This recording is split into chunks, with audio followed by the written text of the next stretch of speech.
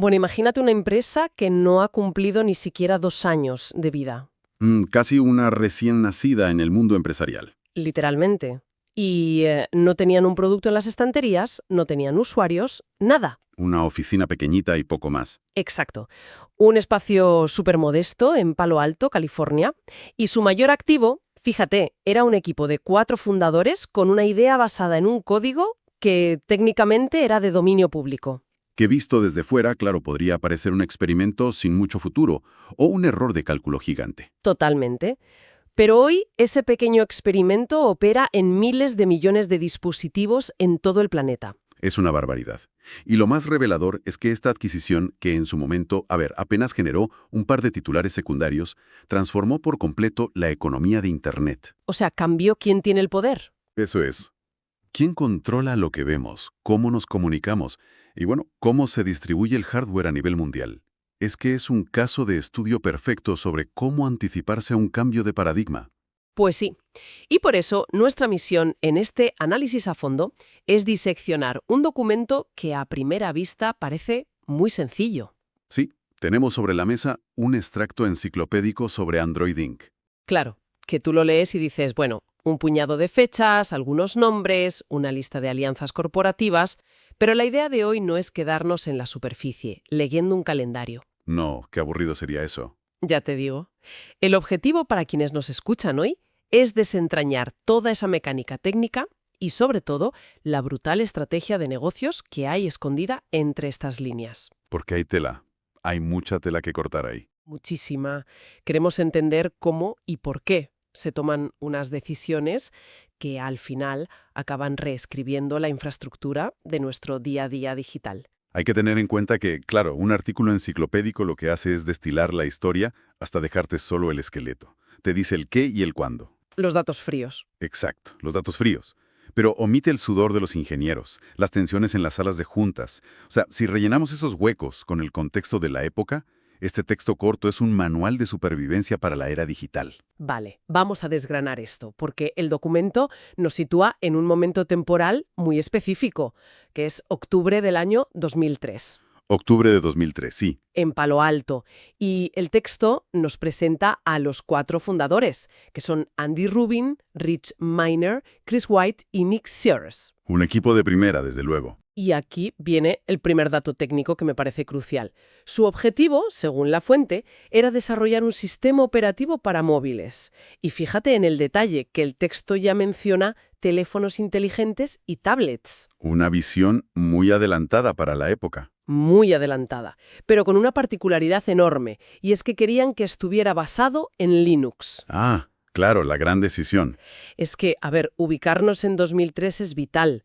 Los móviles de esa época tenían pantallitas enanas, teclados numéricos de plástico. Los famosos teléfonos de tipo ladrillo o de concha. Esos, y procesadores que sudarían tinta para cargar una foto de hoy en día.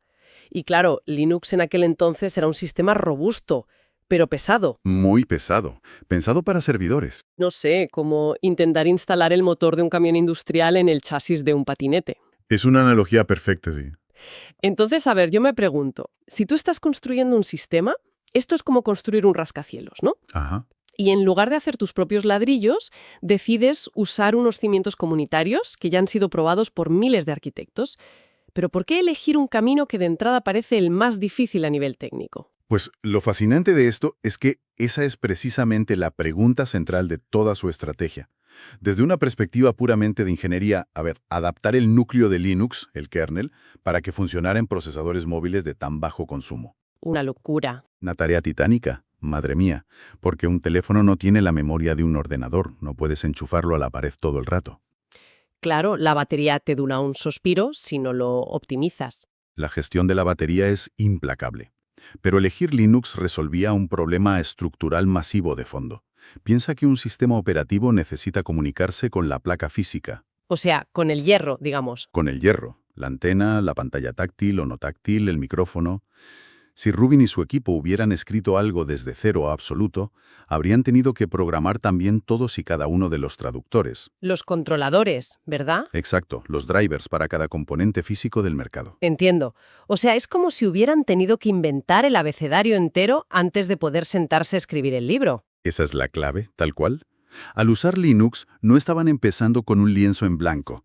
Estaban cogiendo una infraestructura de código abierto que ya llevaba más de una década puliéndose, Por miles de desarrolladores, claro. por una comunidad mundial enorme. Y eso les daba una capa de abstracción de hardware. Una capa de abstracción.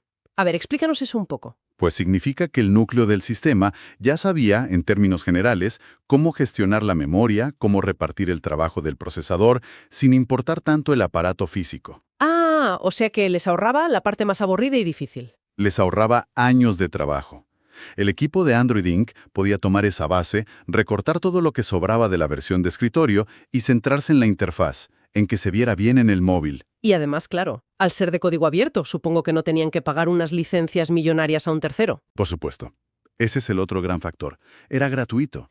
Pero a ver, aquí hay algo que me hace muchísimo ruido.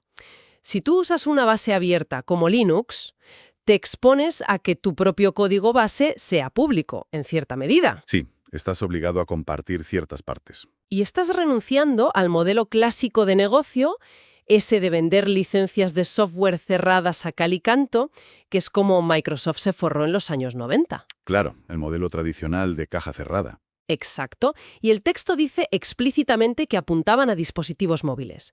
Entonces, ¿cómo narices planeaba esta empresa emergente ganar dinero si su pilar es algo gratuito? Pues ahí radica la brillantez absoluta de la estrategia.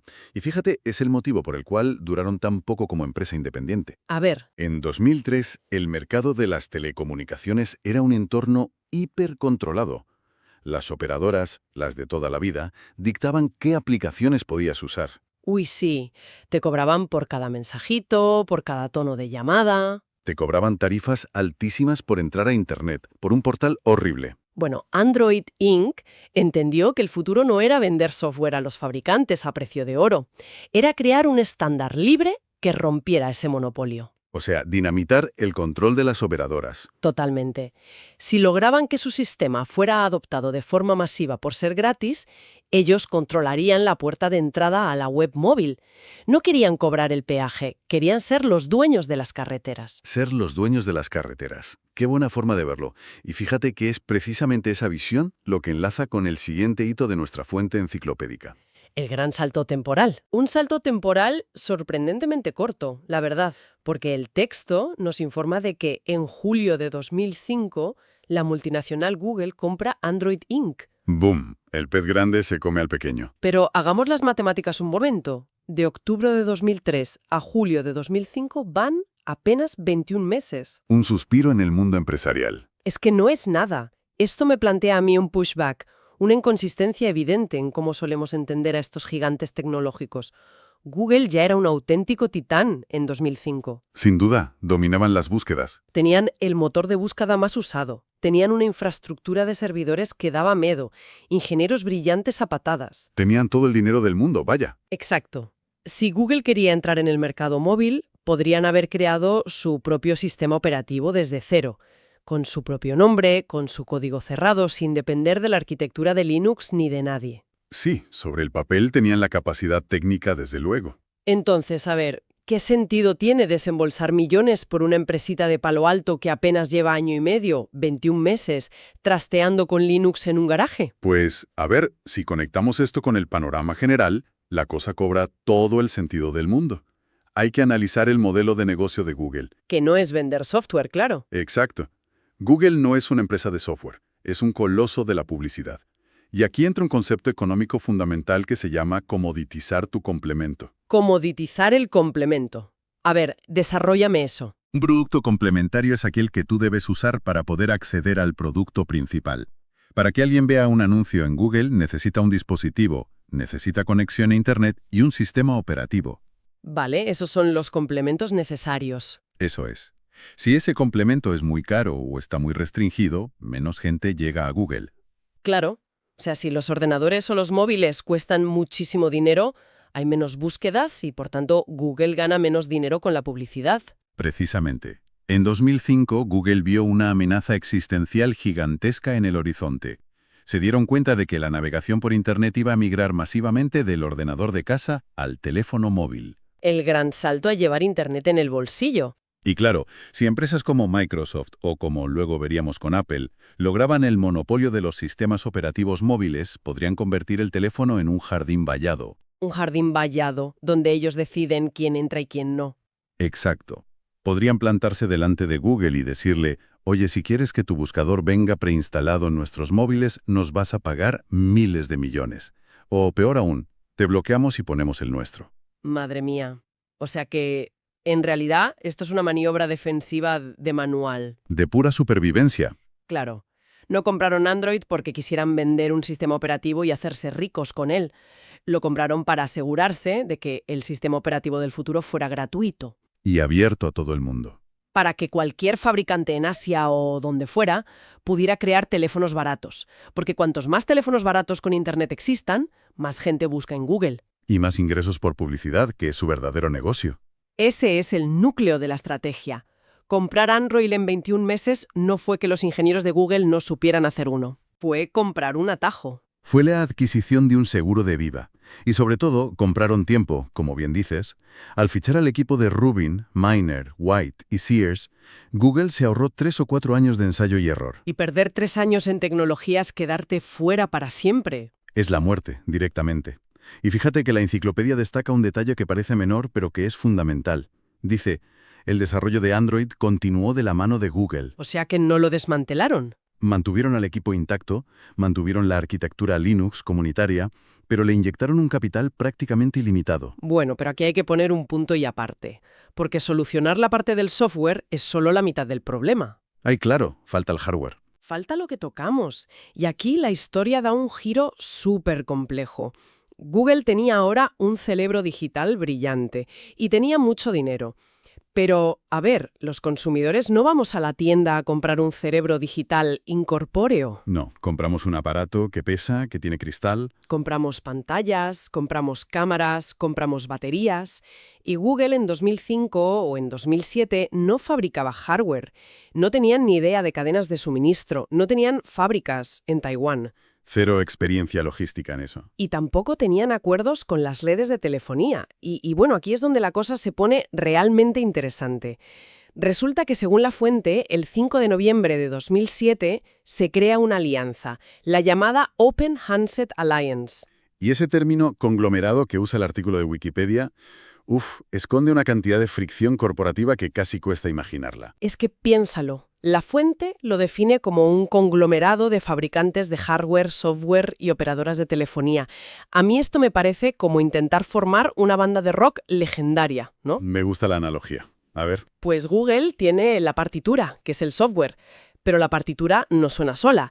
Necesita a los mejores fabricantes del mundo para que hagan de luthiers y construyan las guitarras, que serían los teléfonos. Ajá. Y luego necesita a las operadoras, como Telefónica o Vodafone, para que actúen como promotores de la gira y vendan las entradas, que es el servicio celular.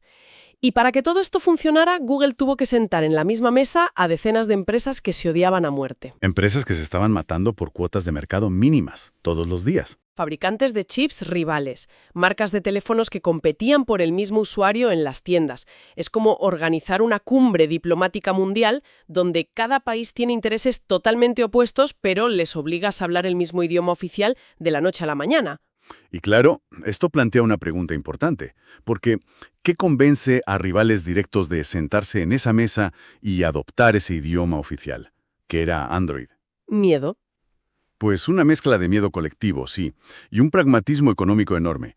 Por la parte práctica, desarrollar un sistema operativo moderno y seguro cuesta cientos de millones de euros. O sea, un fabricante de teléfonos preferiría gastar ese dinero en mejorar la cámara antes que en programar menús, supongo. Exactamente. Adoptar un sistema gratuito que encima venía con Google Maps o con el buscador reducía sus costes casi a cero en ese aspecto. Claro. Y luego está el miedo colectivo, que tiene mucho que ver con una pista que nos deja la fuente al final del todo, en esa sección clásica de véase también. Sí, me llamó la atención. Aparecen sugeridos solo 2 nombres. Uno es un sistema que hoy en día está obsoleto, llamado WebOS, y el otro es, atención, Apple. Y estoy segura de que no es casualidad que crucen estas referencias. No hay casualidades aquí. Esa sección es un faro que nos ilumina la otra cara de la moneda de esta historia. Si esa alianza que mencionabas antes, Representa un modelo horizontal donde todo está colaborativo y fragmentado. Sí, la banda de rock. Apple representa el extremo opuesto, el modelo de integración vertical absoluta, el famoso jardín vallado. O sea, yo me lo guiso y yo me lo como. Tal cual. Apple no forma alianzas con nadie para construir su producto. Ellos diseñan el procesador, escriben su código y ensamblan el terminal. Y claro, ver a Apple ahí en esa sección de la enciclopedia subraya la guerra de filosofías de esa época. Una guerra total. Por un lado, el control totalitario de una empresa sobre su ecosistema y por otro, la plaza pública caótica de Android. Una plaza caótica sí, pero increíblemente expansiva. Aunque, fíjate, esa plaza pública tiene un coste oculto, y el propio calendario del texto nos da una buena pista. A ver, La fuente dice que la primera versión del sistema operativo, el llamado Android 1.0 Apple Pie, qué nombre tan curioso, por cierto. sí, el pastel de manzana, pues se anunció ese mismo día de noviembre de 2007. O sea, en teoría tenían el software listo, tenían la gran alianza formada. Sí, todos en el escenario dándose la mano. Exacto. Y, sin embargo, los primeros terminales disponibles comercialmente no vieron la luz hasta el año 2008. Hay un lapso de tiempo enorme entre el anuncio con todos los directivos sonriendo y el momento en que alguien de la calle pudo entrar a una tienda a comprar el teléfono. Y ese retraso precisamente es la gran factura que pagas por no ser un jardín vallado. Claro, poner a todos de acuerdo. Integrar hardware y software cuando lo hacen equipos de la misma empresa en pasillos diferentes es muy complejo, sí, pero lo controlas. ¿Lo tienes en casa? Pero cuando el código base se escribe en California, el procesador se diseña en Taiwán, la pantalla viene de una fábrica en Corea del Sur y luego tienes que probarlo en una red de operadoras en Europa, los cuellos de botella técnicos se multiplican por 1000. Madre mía.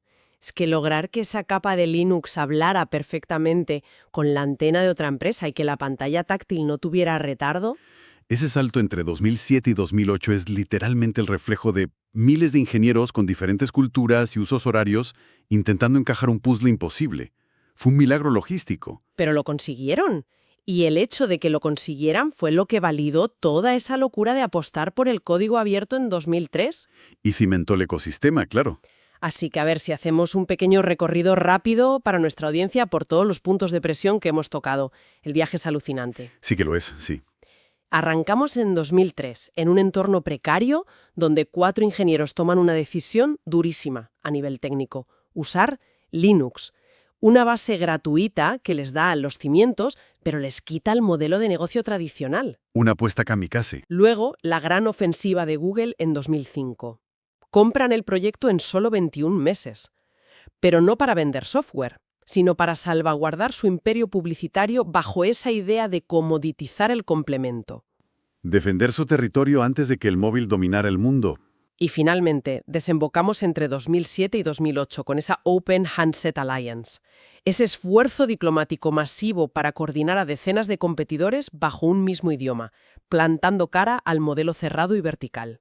Es que es un trayecto donde cada decisión parecía hiperarriesgado en su momento, pero cuando lo miras en perspectiva, revela una comprensión profunda de cómo funcionan las corrientes de la tecnología. Totalmente. La gran lección aquí no es cómo se fabricó un móvil, sino que, en la historia de la computación, poseer la plataforma base, ese suelo sobre el que los demás tienen que construir, es muchísimo más valioso que tener un producto aislado. Claro, al ceder el control y hacerlo abierto, construyeron algo gigante. Un ecosistema que hoy es prácticamente imposible de desmantelar, gane quien gane cuota de mercado este año. Y esa idea de ceder el control para dominar la infraestructura subyacente me parece súper potente.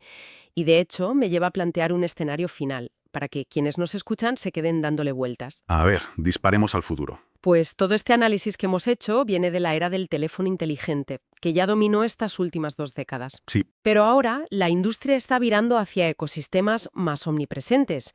La inteligencia artificial integrada en las ciudades, la biometría en nuestras casas o incluso esas interfaces de cerebro-ordenador. El siguiente gran salto, sí. Pues la pregunta es inevitable. Si el éxito de la revolución móvil dependió de que decenas de empresas diferentes se unieran en un conglomerado abierto en lugar de encerrarse en sus propios jardines, en el momento en que dejemos atrás los móviles para pasar a la era de la inteligencia artificial integrada en nuestras ciudades o incluso en nuestros cuerpos, ¿Veremos nacer una nueva alianza global y abierta? ¿O permitiremos que una sola entidad sea la dueña de la llave del sistema operativo de nuestras vidas? Uf, es una disyuntiva que, viendo cómo se están concentrando los recursos en inteligencia artificial ahora mismo, va a definir por completo la arquitectura de nuestra sociedad en los próximos 10 años, estoy convencido. Pues ahí dejamos esa reflexión resonando. Ha sido alucinante rascar la superficie de un extracto tan corto para encontrar toda una clase magistral de estrategia. Confío en que los que están al otro lado sigan cuestionando de dónde vienen las tecnologías que tocamos a diario. Muchísimas gracias por toda esta visión analítica. Un placer desgranar todo esto hoy. Y nos encontramos en el próximo análisis a fondo.